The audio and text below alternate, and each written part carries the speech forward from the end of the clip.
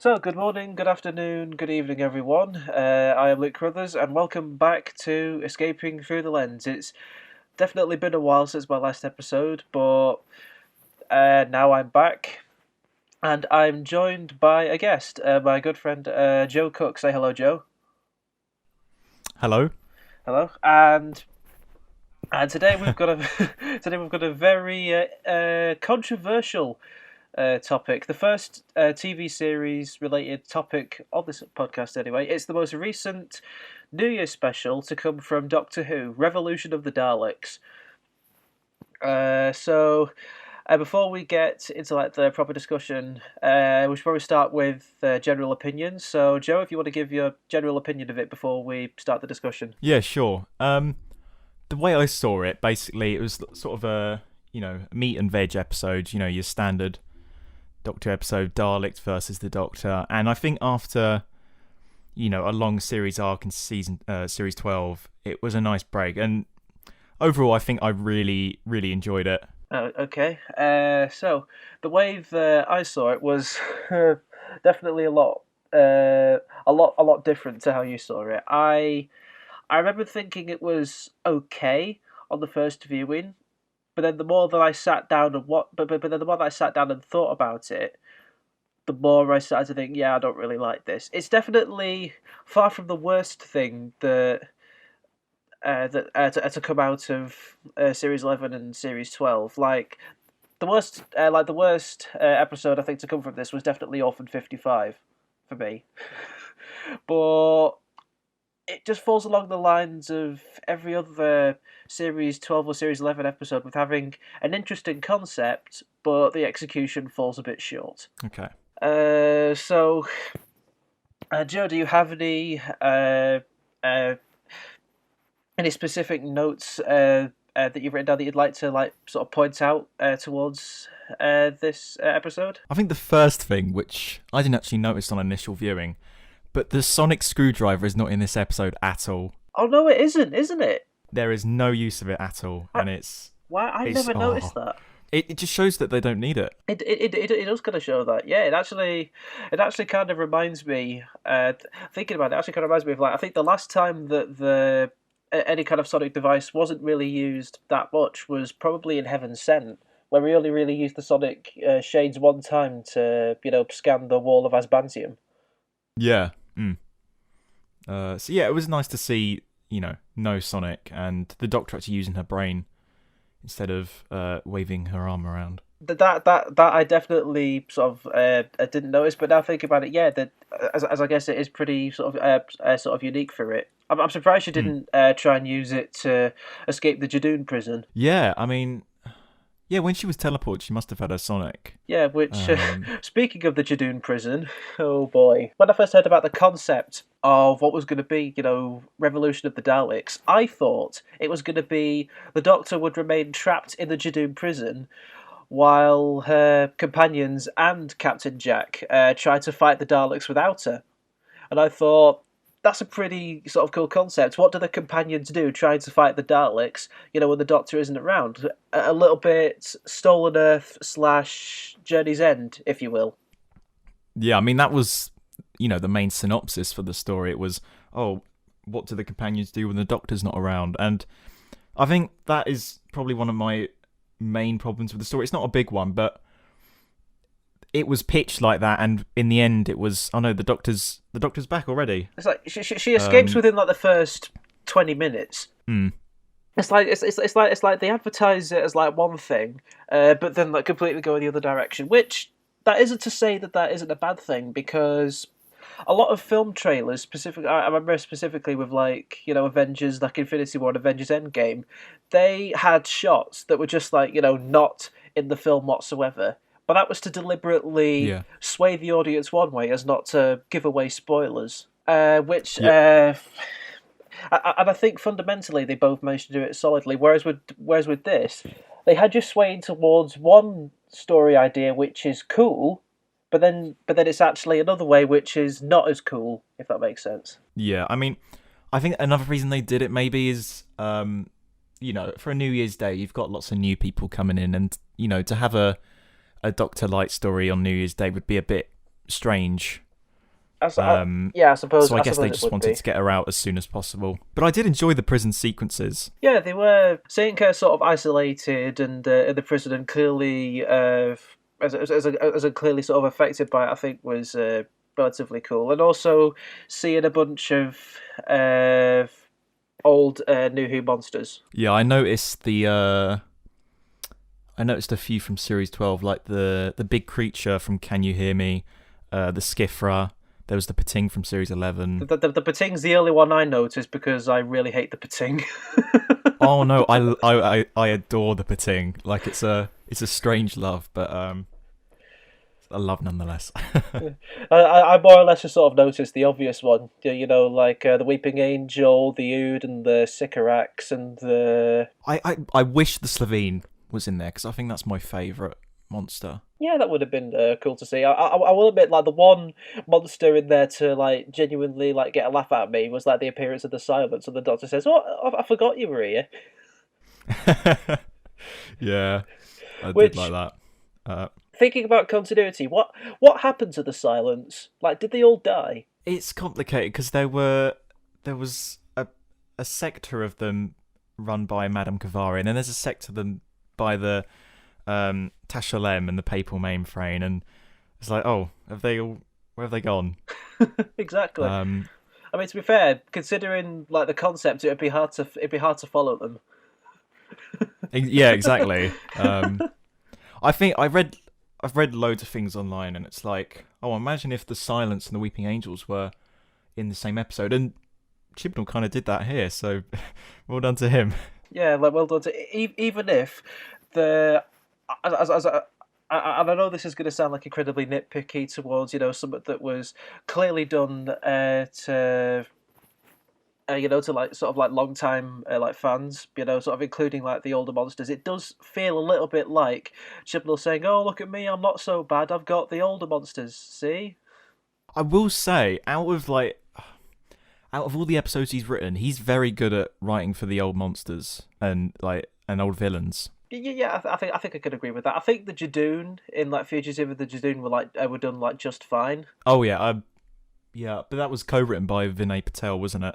Yeah, I feel like that's where Chibnall is sort of like at his best in terms of like writing for in terms of writing for Doctor Who now, when he has a co-writer, to sort of help him along. Which Yeah. I think a co-writer coincide for Revolution of the Daleks would have made it, for me at least, a bit more entertaining. Yeah, fair enough. Speaking of the Jadoon prison, we're going to talk about the other major aspect of this, which is the return of Captain Jack. Oh yeah. Now, I think a lot of people online knew that he was coming back because John Barrowman likes to play with people. He kept hinting, and also Mandip Gill put on Instagram a while ago. Someone asked her, "What was your favourite scene to film with John Barrowman from Fugitive of the Jadoon?" They didn't say Fugitive of the Jadoon, but she said, "Oh, it was a night shoot with him." Now there are no night scenes in Fugitive of the Jadoon. So they were hinting John Barrowman. at it. Yeah, so it's like, okay, he's coming back. Not to mention, I think there was a leak somewhere of him like standing next to like a Dalek, like a leaked picture of him somewhere. Oh yeah. So it's like, yeah. I think that was after he was announced, though. Yeah, that was like after he was announced. So not as bad as when they full out said like Johnson was returning to play the Master in Series 10. Oh, imagine if they just didn't say that. That would have been fantastic. absolutely amazing.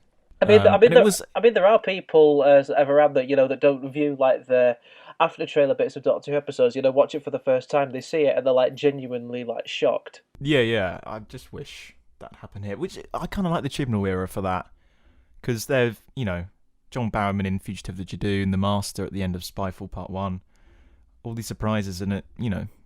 They haven't been announced. They're definitely able to keep doing.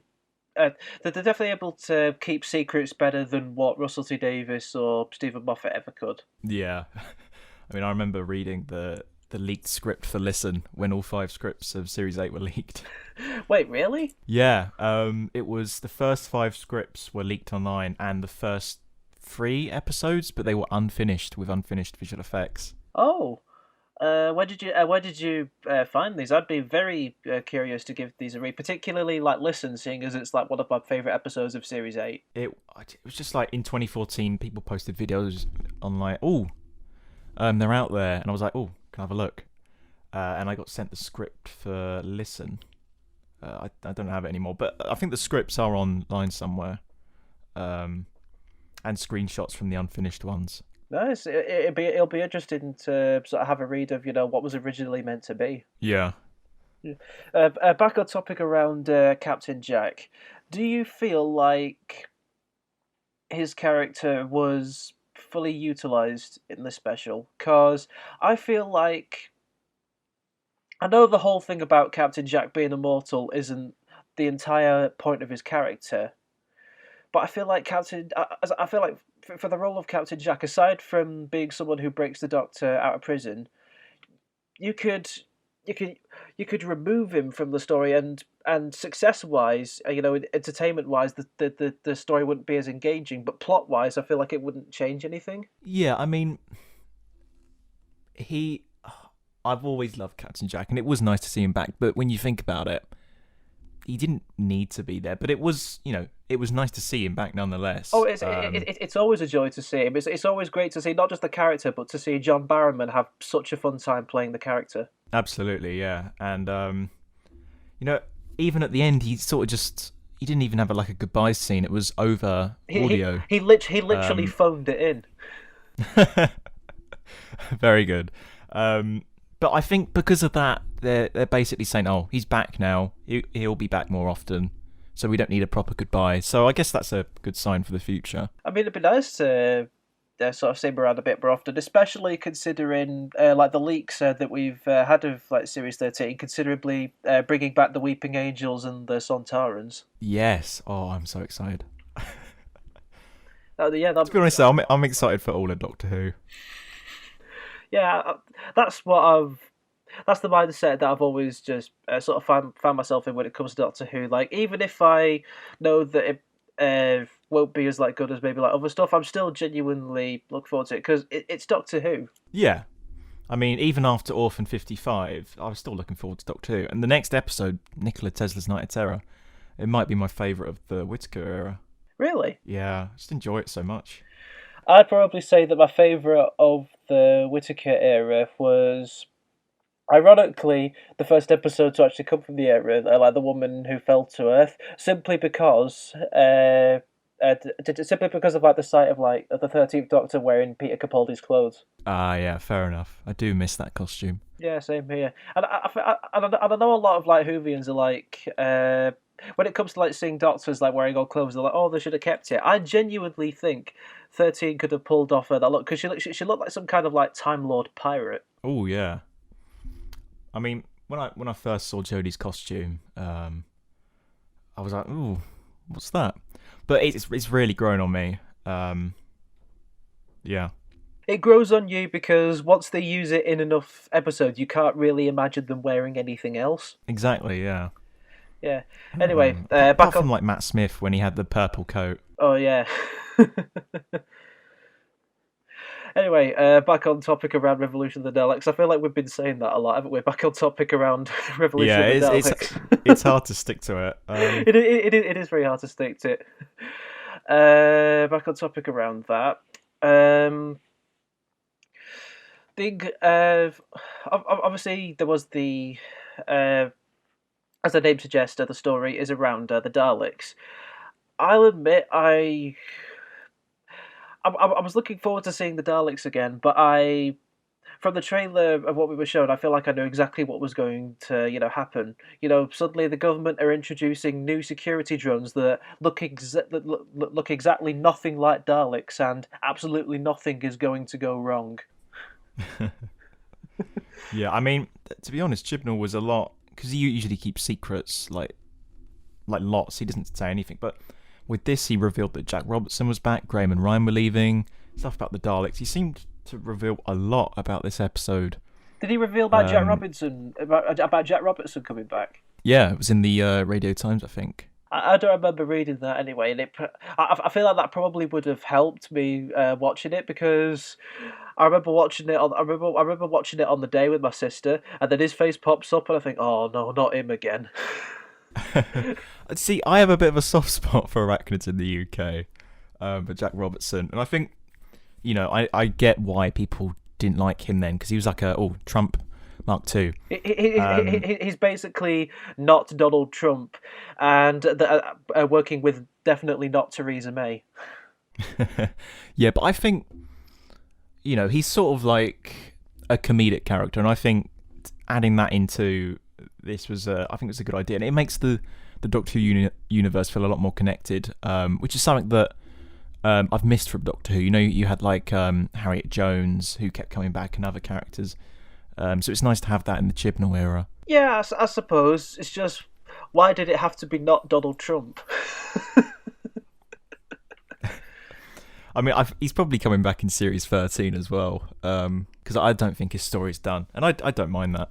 I don't think his story's done because I feel like they're building up to him sort of like dying at like the hands of like a monster, and everybody's just going to cheer for it. Just because they're so done with him. Maybe he's a pre-Hartnell Doctor. You never know. Oh, the Timeless Child is a whole other can of worms for a Doctor Who conversation that I feel like I should save for another time. If we did have that conversation, I think mine would just be all positive about it. So, yeah, but that's just, I'm very, fair enough. I don't have a lot of grievances with the show. But that is fair enough. So the inclusion of the Daleks in this episode, for one-off designs of the security drone-like Daleks, I thought they were very cool. I was almost, for a very split second, like when their red eyes sort of came on and their lasers were red, I thought this is genuinely cool, and I actually feel genuinely intimidated by these Daleks. Yeah, I really liked the new design. I'm kind of sad that they're not continuing with it. It is kind of sad that they're not continuing it, but for one-off designs, I feel like they were really good for what they had to do. Yeah, and I definitely need a figure of it immediately. And I think I saw a video about this ages ago, but wasn't there? But were their voices trying to be reminiscent of their voices from the classic series? Yeah, I think it's Remembrance of the Daleks. Remembrance of the Daleks, yeah. Everyone always goes on about. I say everybody goes on about. I say I've only really heard it from one person, but they say that a lot of like the Dalek episodes of the classic series, like particularly like Remembrance and Genesis and Resurrection of the Daleks, that they always got about how they're some of like the greatest Dalek stories. Which I'm very curious to see them, because up until this point, the only classic Who story that I've seen is Tom Baker's first story, Robot. I haven't watched a lot of classic Who. I've watched a few. So I've watched Unearthly Child. I've watched a few Fourth Doctor stories. City of Death is very good. And then I've watched Remembrance of the Daleks, and Remembrance of the Daleks is a proper good Dalek story. It is basically like this. It's a civil war between two Dalek factions. I am very curious to to give those a watch. If I could find them, sort of like cheap on Amazon somewhere. Yeah, I mean you could probably get them on BritBox because they've got every existing story on there. Obviously not the lost ones, but. Yeah, unless they miraculously sort of appear out of nowhere like the other older ones did. With Philip Morris, who is, less said about him the better. I have no idea who that is, but I'm assuming he's not a well-known nasty person. Piece of work. What did he do? He's the one who's found some of the missing episodes. And do you allow swearing on this, or do you want to keep it PG? I want to keep this PG, considering it's going out on the air. Okay, yeah, he's a nasty piece of work. We'll just leave it at that. Okay, but we'll say that the bad words are implied. Yes, very bad words. But yeah, I say if if you've watched this episode and you liked it, go back and watch Remembrance, because it's a 4-part story where there are 2 Dalek factions and they proper go at each other. I remember hearing that there's 3 there's 3 of those Dalek stories that combine around that kind of story. I heard there's Resurrection, and there's Remembrance. What's the third one? I don't know if there is one. I mean, Unearthly Child is Revelation. That was right it. Revelation. Revelation. It was Resurrection, Revelation, and Remembrance of the Daleks that I heard. Cover like a Dalek Civil War kind of story. Lots of R's. Yeah. It's kind of similar though with Chibnall, because we've had Resolution, we've had Revolution. I feel like he's doing a proper, a Dalek story. Because in the Moffat era we had Dalek stories, but they weren't really connected. Russell had the, we had the Last Dalek, then we had the Emperor, then we had the Cult of Skaro and Dalek Khan. That was a story, that carried across Dalek stories, and now we've got that again with the Chibnall era. So. Because that was I really like that. Because continuous Dalek stories wasn't something that Moffat did. No, I mean, if I'm honest, I don't think he really liked writing Dalek stories. And a lot of the time, the Daleks don't really do much in them, apart from Into the Dalek, which I love. Oh, honestly, Into the Dalek is my all-time favourite Dalek story. Which is very good for Dalek action. Which may be a sort of unpopular opinion to come from me. Well, I say unpopular opinion, and yet people on this podcast have heard me absolutely sort of bash the prequels, but give a load of praise for the sequels of Star Wars. Yeah, I mean, I quite like the sequels, and we're not going to get into Star Wars. But we're not going to get into Star Wars. But my sort of unpopular opinion towards the Daleks specifically is, I best like the Daleks when they're not being used as Daleks. Yeah, I like when they do something new with them. When they do something new with them. It's like, I get the appeal of them, being angry, sort of. I get the idea of them being angry alien dustbins rolling around murdering people. I get the appeal of that, but when you repeat that, there isn't much that you can do with that. Whereas with Into the Dalek, you it's sort of questioning the morals of the Daleks themselves, and not just that. It wasn't just a test for the Daleks, questioning a Dalek's morals, but a questioning of the Doctor to find out whether or not he was a good man. That was the beginning of that arc in Series 8. Yeah, and I mean, similar to Revolution and Resolution, Chibnall, to make the Daleks more interesting, he's taken the time to make the mutants scary. I mean, the mutant was basically present in most of Resolution, and then in Revolution, you have the mutant on the back of Leo. Yeah. So they've put a lot more work into making the mutant scary, as well as the casing, which I really appreciate. Yeah, definitely. My only real sort of problems that I have with the Daleks is that the Doctor goes on to say what feels like 3 separate times about how the Daleks are the most dangerous beings in the universe, and saying that they're remembered by billions, yet nobody remembers them. Yeah, I think it's just a recurring thing in Doctor Who, because you have the Lie of the Land where Bill's like, oh, well, are people not going to remember the monks? And the Doctor's like, they have the power to forget. Yeah, I get that, for Doctor Who, it's like a sort of running trend, to sort of forget about monsters, because it feels like with the climax of every Doctor Who story, something bad and terrible has happened, but then the next episode everything's fine, and you're going off to 18th century or the far reaches of space as if nothing happened. Yeah. But I feel like it's strange. But I feel like in this case, it really feels like it's hammered on, considering how much they hammer on about how Daleks are the most feared creatures in the universe, and how billions of people remember them. I think the funny thing is, though, because as soon as she says that, they cut to the Prime Minister, who's like, which is why I'm happy to announce that we have these new security drones. So I thought that was, that was a nice way of poking fun at it. Yeah. If they were going for poking fun at it, then yeah, I feel like I can kind of let that slide. Yeah. I think, though, in terms of the Daleks, I loved what they did in the episode. They felt proper threatening and actually killed people. But I wish there was more Dalek action. Like, we saw a bit of the two Dalek factions fighting on the bridge, and that was it. I just wish we'd seen more of it. Yeah, exactly. It felt a bit. It felt a bit. It felt a bit like a bit of a missed opportunity to really sort of hammer in the sort of Dalek action of, like, Dalek against Dalek.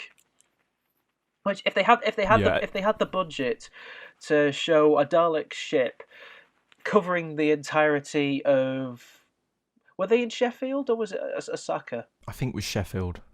So, like, if they have, like, the budget to show an entire Dalek fleet surrounding Sheffield, I'm pretty sure it wouldn't be too much of a ask to show to show like a faction of Daleks against Daleks. Yeah, especially as the first bit of filming that was seen for this episode was the Black Dalek and the Bronze Daleks on the bridge. So basically, we'd already seen the only, Dalek versus Dalek scene a year before it aired.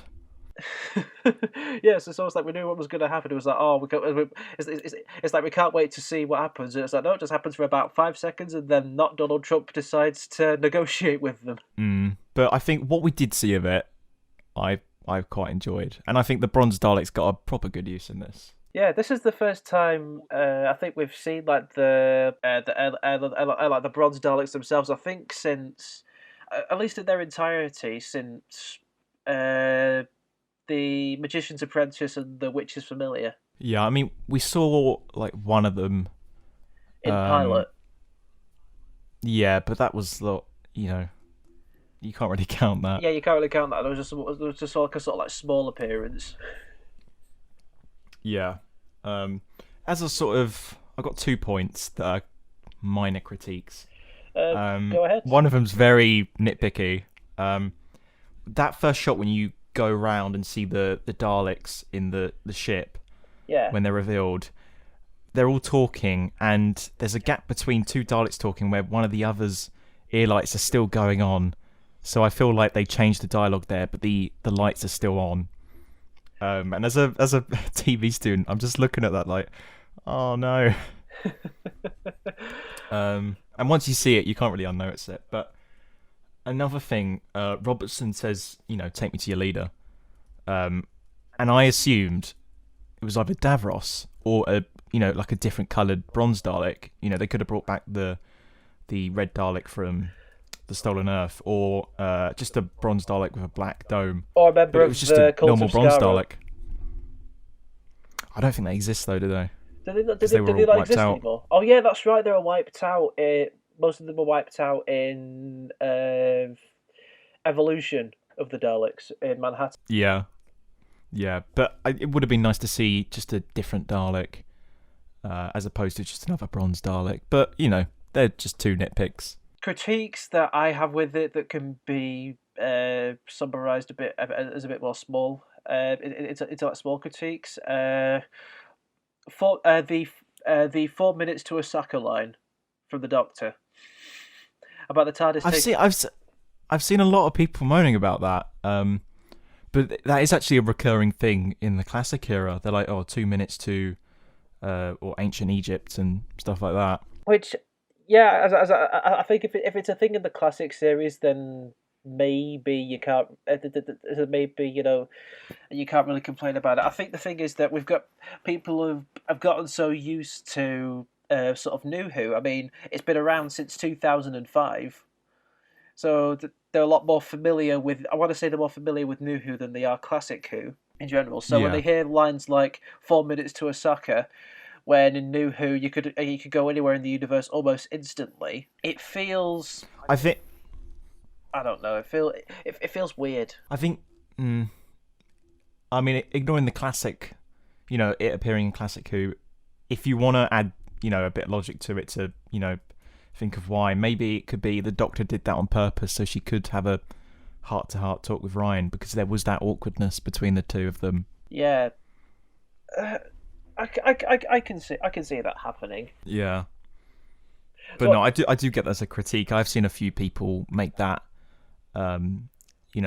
remark. Yeah. Speaking of the heart-to-heart with Ryan, I feel like his entire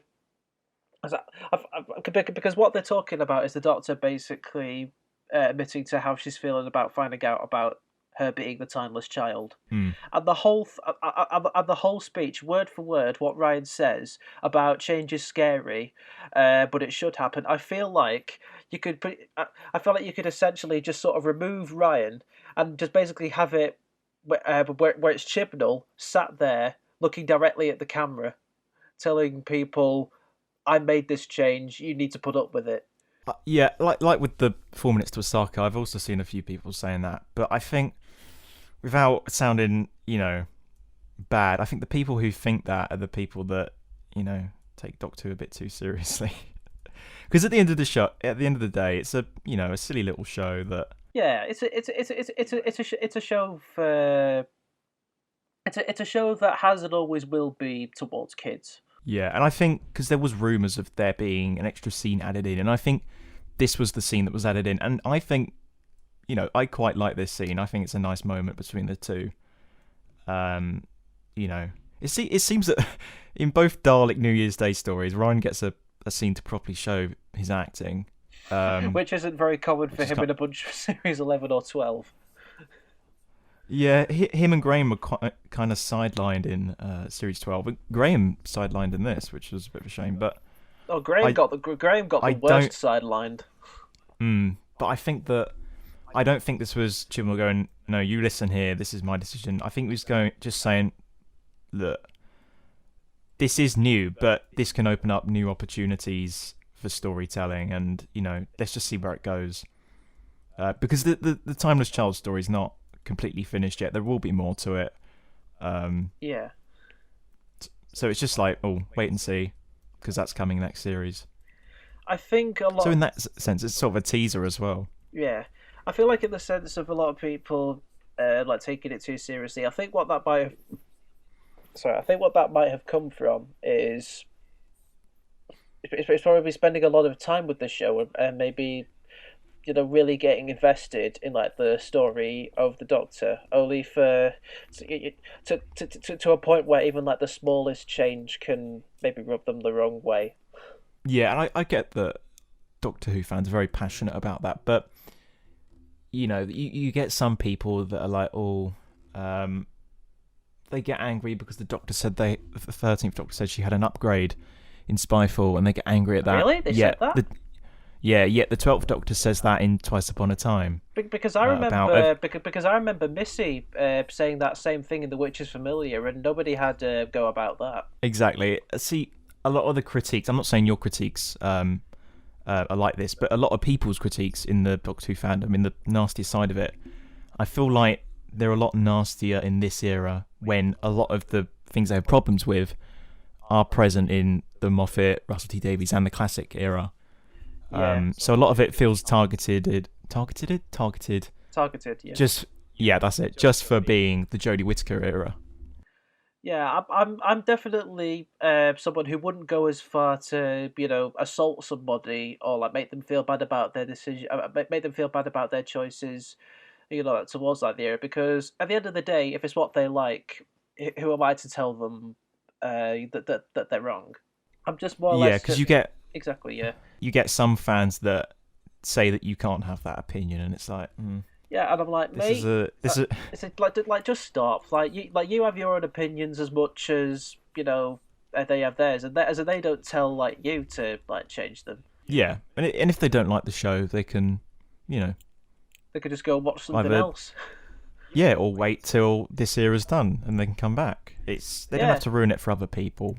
Because I took a break from watching Doctor Who ages ago. I took a break right after the Husbands of River Song, simply because I think it was both. I think it was because around that time I hadn't really become like a proper Doctor Who fan, and around that time I was getting ready to go into my final year of high school. Yeah, so you wanted to shift your attention to that. Yeah, I wanted to shift my attention to that. My attention was all on that. See, Doctor Who's been a part of my life like the whole time, because my brother, he watched it from when it came back in 2005, and then we always sat down on Saturdays to watch it. Now Sunday, of course, and and it wasn't until 2010 that it became like it was my show in the family because my brother stepped away from it, and like I've just stuck with it. So I'm never gonna stop watching it.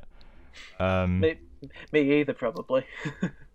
Yeah, but going back to the whole, you felt that Chibnall, was saying that this is what's happening now. You got to deal with it. I don't think it was meant in in a malicious way, because no writer sets out to be nasty. They write what they think people would like, and no one wants to write something bad. Yeah. And you don't have him changing his vision for the show. He's sticking with it, unlike Which props to it going back for standing by what he wants to do for this show. I will admit, as I will give him that, he's definitely got a very strong backbone. Yeah, I mean, because I don't want to compare to Star Wars, but you can tell that Star Wars has tailored it for different fans' opinions. Like, they didn't like how Luke was, so they completely changed him in The Rise of Skywalker compared to The Last Jedi. I feel like a lot of the hate towards Last Jedi made them panic, so that's why they scrambled together what they could for Rise of Skywalker to try and get them back onto their side to no avail. Yeah, and I think the fact that as much as people may not like some of the decisions he makes, he has a story. He has a 5-year plan in place. This is what he said when he joined, and I mean, you can kind of see it in this scene, because in The Woman Who Fell to Earth, Jodie says to the companions that new can be scary, and this is exactly what Ryan says to Jodie. So it's, maybe this was set out from the get-go. Now, is it okay if I call you fam? Oh boy. I'm looking at the notes that I've got, and I remember there was one scene specifically where I asked about 3 or 4 questions in just sort of one moment. Let me see if I can find it. Was it in Osaka? It wasn't in Osaka. It was right at the very start. When Yaz is in the TARDIS trying to figure out where the Doctor is, and then Ryan and Graham show her the video of the Dalek that was leaked online. Yeah. I basically just made a list of. I wrote 5 questions that really annoyed me. Were just the very idea of that shot leaking. So they go. How did a video that's meant to be in a top secret facility leak if the people taking part in the demonstration are presumably paid to keep it secret? Why would somebody in a roleplay situation use their phone to record what's happening? Why wouldn't Theresa May and not Donald Trump ask the people taking part not to record it if they're top secret? Why didn't the police see them get one of their phones out to get in point sight view to record the Dalek? And why didn't said police report it to not Theresa May and not Donald Trump when they had a clear shot of them as well to show who exactly was involved? Yeah. I mean, it'd be interesting to actually go back in the episode and see if there is a person with a phone out. Yeah, and I think in the crowd there's actually one of the directors, not for this episode, but one of the directors for Series 12 is in the crowd. Are they? Yeah, I think they're right at the front. They've got long blonde hair. I mean, they've had instances where writers and directors have played roles in it. I think Toby Whitehouse, he played one of the soldiers in the trenches in Twice Upon a Time. Yeah, and Rachel Talalay's face was on a Time Lord slider in Hellbent. Really? Yeah. Wow. Just for a few seconds, because it's blink and you miss it, but. It's a nice little detail. Yeah, that is a nice little detail, and giving respect to a great director. But yeah, they are valid questions. It does seem like quite a big jump from this is top secret to I've got it on my phone. But exactly, maybe the recording. I think it had to happen to progress the story. Yeah, which that's what you can sort of come up with the argument for that. Which if you have to use that as justification towards that happening, then it really hammers in how much that wasn't really thought out. And maybe the phone recording was done, but maybe this is the beginning of the origin story of Dan the Man. Oh, the new companion. Yeah, the new companion, Dan the Man. Maybe this is his origin. Maybe. Um, I don't know. Was he? I'd just like to say I couldn't though. see him in the crowd. There was like too much shaky cam and too much smoke. Oh, that reminds me. I liked how when the Dalek came out, it shot smoke out of its, where the plunger usually would be. It's like a claw now. Because I thought that was a nice little callback to the Doctor Who movies. I don't know if you've seen them, but it's got Peter Cushing. The ones with as Peter the Cushing. I've heard good things about them. Yeah, they're a lot of fun. But the Daleks in them, they have steam coming out of one of their appendages, and I thought, oh, that's a nice little callback. Wow, I never really thought of it like that. They're saying that though because they've got, what is it? They've got water cannons, CS gas, and something to do with like the really high frequency sound waves or something. Yeah. It would be really funny to like see those to see those like Daleks ready to take on like the Golden Daleks, but they just have like pathetic water cannons. That would have been quite funny if there was just one that hadn't been changed, like because Leo says, "Oh, we changed those designs." It's like, what if there's one at the back just firing water at people? I remember there was a comment in the introduction video for Bill, and it was like, "Is there a Dalek at the back with two plungers?" And it's really annoyed.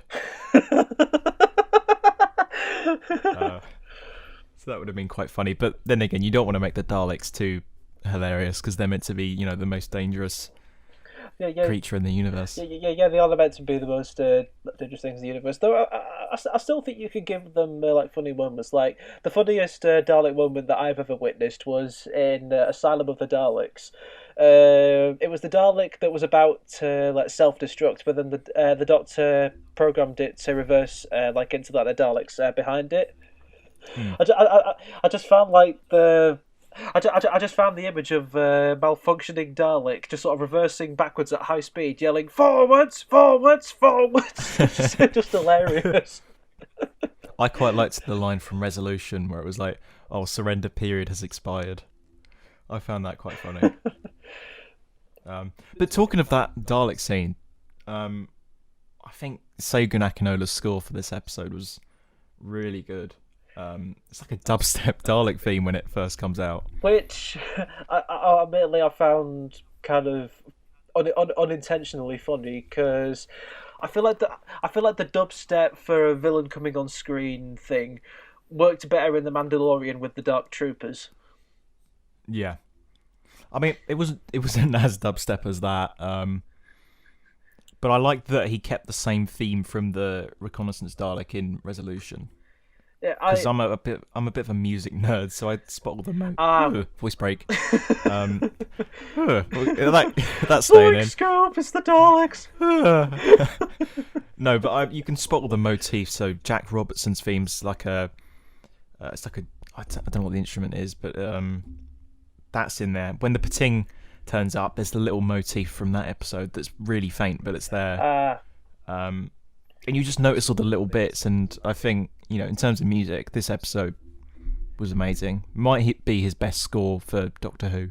I honestly couldn't tell, because from like a general like consensus, and maybe it's because I'm just so nostalgic for Murray Gold's music, but a lot of the new guys' music for series 11 and 12, I feel like just kind of blends together to me. Like I don't really notice like the motifs that like a bunch of like music fans would hear. And in terms of like the dubstep for like the Daleks, it works. But I miss the orchestral drums of the trumpets and the kind of like hellish Murray's kind of music. Murray's music was quite bombastic and loud. But I think in terms of music, like in all television, it's it's begun to not be as big a focus. It's meant to be a part of the scene, not something you notice as much. So I think the more ambient music and the reserved music kind of works. But I think even then the Dalek theme in this is really nice. The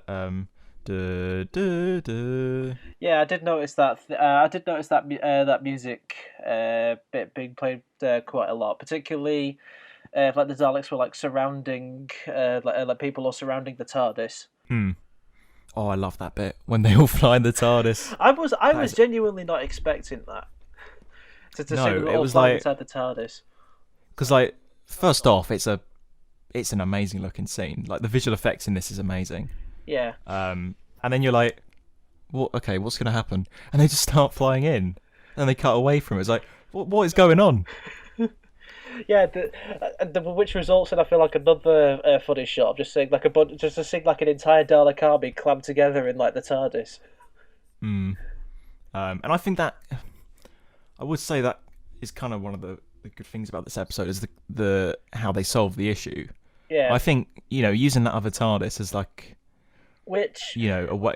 don't you find it kind of disturbing how the Doctor basically programmed what we know to be a sentient TARDIS, a sentient living being, to kill itself?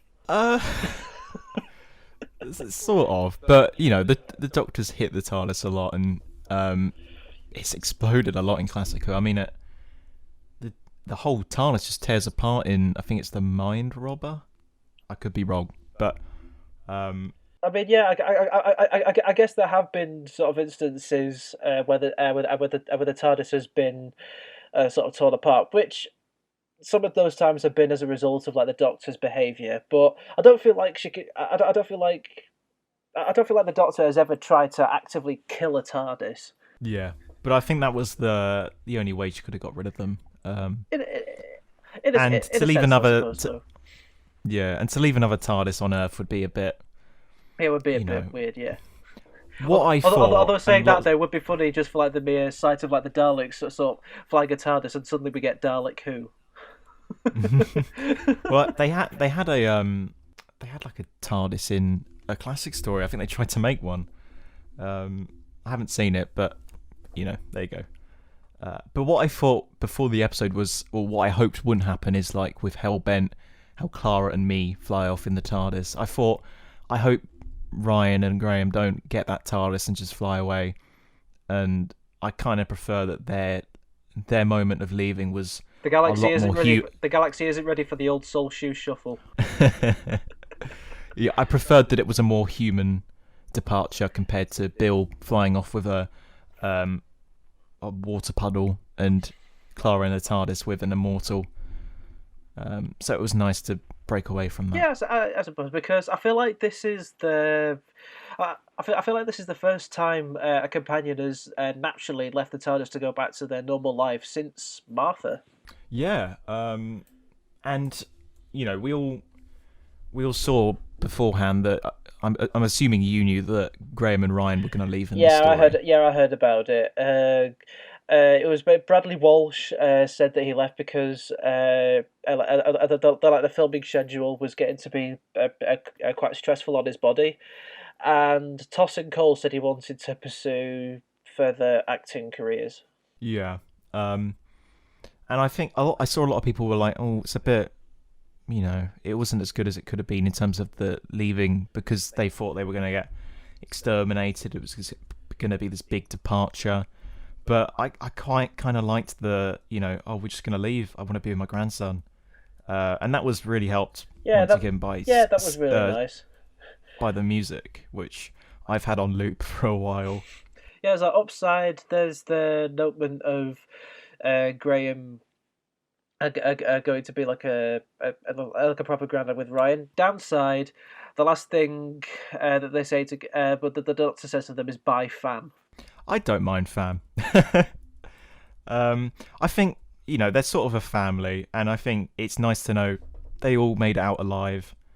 So even if they have left, she can go see them whenever. Yeah, I kind of get that. But what I have with the problem in terms of like the fam thing is that I don't know. It feels a lot like trying to pander it towards like a sort of younger audience, because I feel like the only reason why I feel like Peter Capaldi's Doctor was able to get away with saying "dude" to a bunch of Viking audience members in a Colosseum is because he'd literally just pulled off riding a tank into the Colosseum wearing shades and playing the electric guitar. The less said about that, the better. I loved that. I think that pushed him a bit too far. I mean, Peter Capaldi's my favourite, but the beginning. Not the series 9. The Magician's Apprentice and The Witcher's Familiar. He's pushed a bit too far in terms of comedy, but that's sort of a story for another day. Yes, I suppose it is. To talk about the last thing ever. To talk about the last thing that's put into this episode, what did you think about like the shot of Ryan and Graham like seeing the ghost of Grace? Do you think that was a bit cheesy? I don't think it was needed. I think I wrote that down. No, I did, but it wasn't necessary. Yeah, because it didn't look very convincing. It was like they could have done that on location. Yeah, they could have done. They could have made that look a heck of a lot better than they did, and not just have her just sort of casually like sort of smiling like Luke Skywalker at the end of the end of Rise of Skywalker. Yeah, I mean maybe to do it better, Ryan could have been on his bike, and Graham's behind him, and Ryan looks to the side, and Grace is just there like kneeling next to him, just saying, "Go on, you can do it." Yeah. Instead of just being right in front of him, like, "Hello." Yeah. Hello. Hello. Goodbye. Yeah. Did you remember that I died at the beginning of the series? Yeah. Neither did I. Because we basically haven't seen the character of Grace like since series 11, which, given the placement of where this special is, that's nearly 3 years ago. She was in Can You Hear Me? Yeah, she was in Can You Hear Me, but that was only, but her appearance wasn't really. It was more or less just sort of fleeting. Yeah, it was fleeting. It was more to sort of emphasise Graham's fear of his cancer coming back. Yeah. Ooh, another voice break. It's really going on here. But the point of Series 11 was Graham and Ryan dealing with grief, and they did that. So Grace doesn't really need to come back. Exactly. But I still think it's a nice ending for them. And Graham saying "You're doing it, mate" was sort of a hint to. Have you seen the video? It's by Doctor Who Poop. Doctor Who Poop. No, I've not seen it. It's like a music video of that scene in the beginning of The Woman Who Fell to Earth, and Graham just keeps repeating, "You're doing it, mate. You're doing it, mate." I'll have to send it to you afterwards. But hearing him say that again at the end, it was like, okay, Chibnall, you've watched that video. You like it. So that was quite funny. But yeah, Grace didn't need to be there. But I'm glad they had a happy ending. Fair enough. While we're in the last 3 minutes of this recording, I can say that from this discussion, I can say that I still didn't like this episode, but given the little factors that you told me, I guess I guess it's a story that I don't really like, but I respect. Yeah, it's not an episode that is offensive in any way. It's it's basic Doctor Who. There's nothing there's nothing wrong in it to show kids. Like there's nothing. It doesn't really do anything wrong. It's just it's just something that I don't see myself watching ever again for a very long time. Not because not because I absolutely despise it and I never want to see anything from it. It's just I just don't really have the interest to watch it because I didn't really find it that entertaining. Yeah, I mean, I'll definitely be going back to watch it over and over again. But I do get what you mean. There are some episodes that you watch once or twice. I mean, I think Sleep No More I've only watched twice. Oh, that's my least favourite episode of Series 9. And The Girl Who Died, I think I've watched once. So there are a few episodes that you don't, you enjoy them or not enjoy them, but you don't see anything wrong with them. But it's not an episode you want to sit through again because you don't really need to. Like I haven't gone back and seen a lot of Series 6 in ages. Not because I think they're terrible. It's just I don't really find Series 6 that entertaining. Yeah, that's fair enough. I mean, I haven't rewatched a lot of Series 12, but I did really enjoy it. I haven't even rewatched Fugitive of the Jadoon, and that's very good. But yeah, I do see what you mean. Yeah. So Anyway, with that said, as we're coming into the last few seconds of this, this has been this has been mine and Joe's discussion on Revolution of the Daleks. Joe, thank you very much for joining me. Thank you. And with that said, I'll see you guys next week for. This time I'll take in like suggestions from you. I know I said that I'd do it for this one, but I'll definitely do it for the next episode. So I'll see you guys next time. Have a great morning, afternoon, or evening whenever you're listening to this. This has been Luke Crothers recording for Escaping Through the Lens.